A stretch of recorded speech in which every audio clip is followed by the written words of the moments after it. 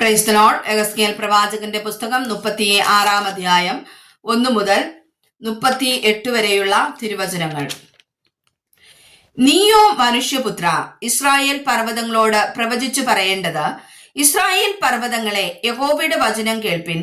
യഹോവയായ കർത്താവ് ഇപ്രകാരം അരുളി ചെയ്യുന്നു: ശത്രു നിങ്ങളെക്കുറിച്ച് നന്നായി പുരാതന ഗിരികൾ ഞങ്ങൾക്ക് കൈവശമായിരിക്കുന്നു എന്ന് പറയുന്നു. അതുകൊണ്ട് നീ പ്രവചിച്ചു പറയേണ്ടത്: യഹോവയായ കർത്താവ് ഇപ്രകാരം അരുളി ചെയ്യുന്നു: നിങ്ങൾ ജാതികളിൽ ശേഷിച്ചവർക്ക് കൈവശമായി തീരത്തക്കവണ്ണം അവർ നിങ്ങളെ ശൂന്യമാക്കി നിങ്ങളെ ചുറ്റും നിന്ന് കപ്പിക്കളയുന്നതുകൊണ്ടും നിങ്ങൾ വായാളികളുടെ അധരങ്ങളിൽ അകപ്പെട്ട് ലോകരുടെ അപവാദ വിഷയമായി തീർന്നിരിക്കൊണ്ടും ഇസ്രായേൽ പർവ്വതങ്ങളെ, യഹോവയായ കർത്താവിന്റെ വചനം കേൾപ്പിൻ. മലകളോടും കുന്നുകളോടും തോടുകളോടും താഴ്വരകളോടും പാഴായിരിക്കുന്ന ശൂന്യപ്രദേശങ്ങളോടും നിർജ്ജനവും ചുറ്റുമുള്ള ജാതികളിൽ ശേഷിച്ചവർക്ക് കവർച്ചയും പരിഹാസവുമായി ഭവിച്ചിരിക്കുന്ന പട്ടണങ്ങളോടും യഹോവയായ കർത്താവ് ഇപ്രകാരം അരുളി ചെയ്യുന്നു. അതുകൊണ്ട് യഹോവയായ കർത്താവ് ഇപ്രകാരം അരുളി ചെയ്യുന്നു: ജാതികളിൽ ശേഷിച്ചവരോടും എല്ലാ ഏദോമിനോടും ഞാൻ നിശ്ചയമായി എന്റെ തീഷ്ണത അഗ്നിയോടെ സംസാരിക്കും. അവരുടെ ദേശത്തെ കവർച്ചയ്ക്കായി തള്ളിക്കളവാൻ തക്കവണ്ണം അതിനെ പൂർണ്ണ ഹൃദയ സന്തോഷത്തോടും നിന്ദാഭാവത്തോടും കൂടെ തങ്ങൾക്ക് അവകാശമായി നിയമിച്ചുവല്ലോ.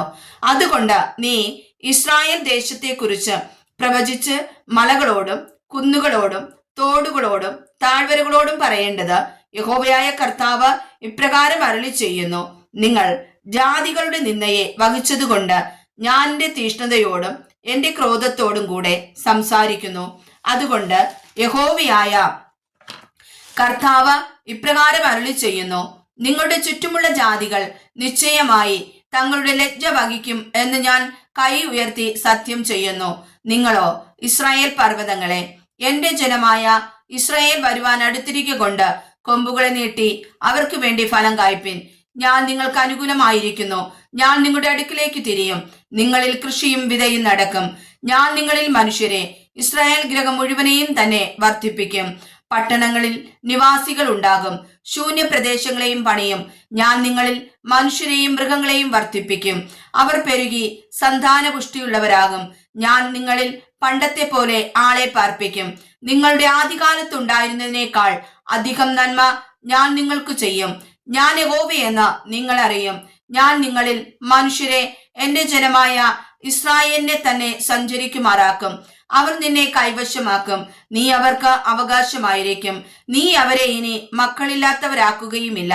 യഹോവയായ കർത്താവ് ഇപ്രകാരം അരുളി ചെയ്യുന്നു: അവർ നിന്നോട്, നീ മനുഷ്യരെ തിന്നുകളയുകയും നിന്റെ ജനത്തെ മക്കളില്ലാത്തവരാക്കുകയും ചെയ്ത ദേശമാകുന്നു എന്ന് പറയുന്നത് കൊണ്ട് നീ ഇനിമേൽ മനുഷ്യരെ തിന്നുകളയുകയില്ല, നിന്റെ ജനത്തെ മക്കളില്ലാത്തവരാക്കുകയുമില്ല എന്ന് യഹോവയായ കർത്താവിന്റെ അരുളപ്പാട്.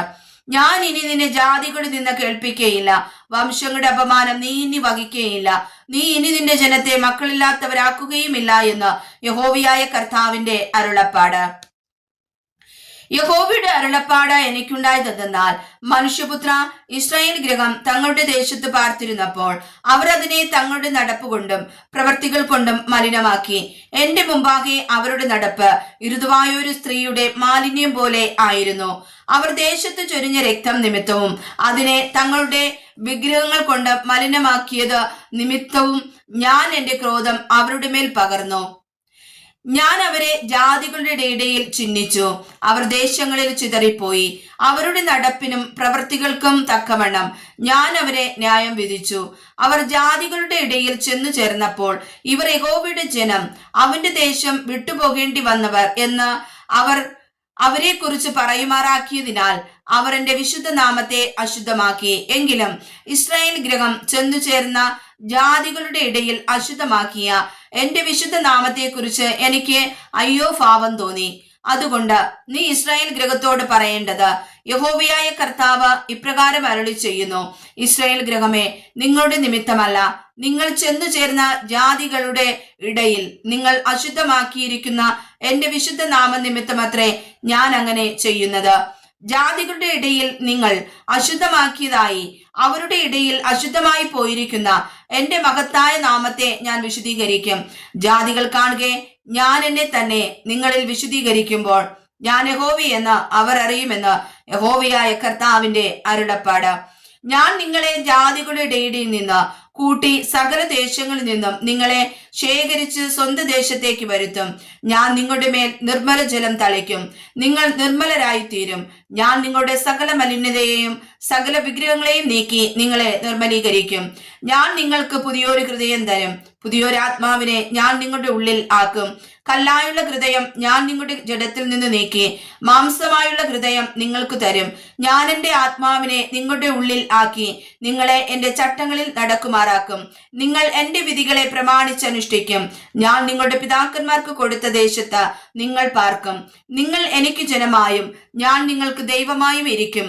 ഞാൻ നിങ്ങളുടെ സകല മലിനതകളും നീക്കി നിങ്ങളെ രക്ഷിക്കും.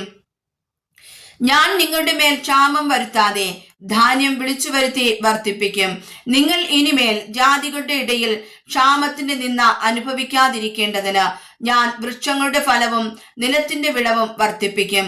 അപ്പോൾ നിങ്ങൾ നിങ്ങളുടെ ദുർമാർഗങ്ങളെയും നന്നല്ലാത്ത പ്രവർത്തികളെയും ഓർത്ത് നിങ്ങളുടെ അകൃത്യങ്ങൾ നിമിത്തവും മ്ലേച്ഛതകൾ നിമിത്തവും നിങ്ങൾക്ക് നിങ്ങളുടെ തന്നെ വെറുപ്പ് തോന്നും. നിങ്ങളുടെ നിമിത്തമല്ല ഞാൻ ഇത് ചെയ്യുന്നത് എന്ന് നിങ്ങൾക്ക് ബോധ്യമായിരിക്കട്ടെ എന്ന് യഹോവയായ കർത്താവ് അരുളി ചെയ്യുന്നു. ഇസ്രായേൽ ഗൃഹമേ, നിങ്ങളുടെ നടപ്പ് നിമിത്തം ലജ്ജിച്ചു നാണിപ്പിൻ. യഹോവയായ കർത്താവ് ഇപ്രകാരം അരുളി ചെയ്യുന്നു: ഞാൻ നിങ്ങളുടെ അകൃത്യങ്ങളൊക്കെയും നീക്കി നിങ്ങളെ നിർമ്മലീകരിക്കുന്ന നാളിൽ നിങ്ങളുടെ പട്ടണങ്ങളിൽ ഞാൻ ആളെ പാർപ്പിക്കും. ശൂന്യ സ്ഥലങ്ങളെയും പണിയും. വഴിപോകുന്ന ഏവരുടെയും കാഴ്ചയ്ക്ക് ശൂന്യമായി കിടന്നിരുന്ന പ്രദേശത്ത് കൃഷി നടക്കും. ശൂന്യമായി കിടന്നിരുന്ന ദേശം ഏദൻ തോട്ടം പോലെയായി തീർന്നുവല്ലോ.